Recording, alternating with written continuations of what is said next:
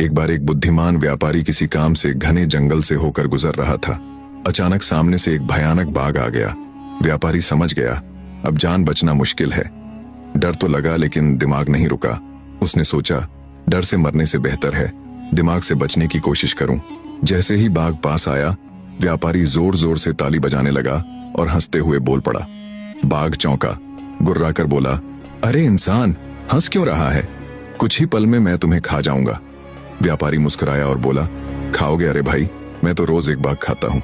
मेरे थैले में एक बाघ पहले से ही है, लेकिन आज का सौदा अधूरा लग रहा था।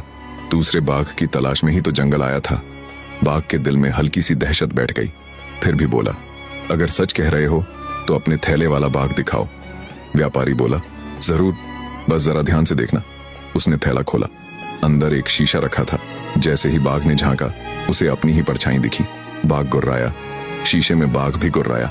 अब बाघ को यकीन हो गया, सच में कोई खतरनाक इंसान है। वह पूंछ दबाकर भाग गया। कुछ देर बाद बाघ अपने सरदार को लेकर वापस आया। इसी बीच व्यापारी एक लकड़हारे से बात कर रहा था। लकड़हारे ने जैसे ही झुंड देखा, डर के मारे पेड़ पर चढ़ गया। व्यापारी पेड़ के पीछे छिप गया। भागा हुआ बाघ बोला, सरदार देखो, पहले एक था, अब दो हो गए, एक जमीन पर, एक पेड़ पर। सरदार आगे बढ़ा ही था कि अचानक लकड़हारा नीचे गिर पड़ा। धड़ाम! उसी पल व्यापारी जोर से चिल्लाया, पकड़ो इसे, भागने मत देना।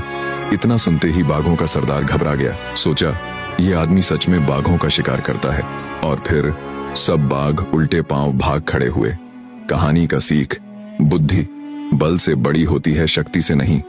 बुद्धि से जीत होती है।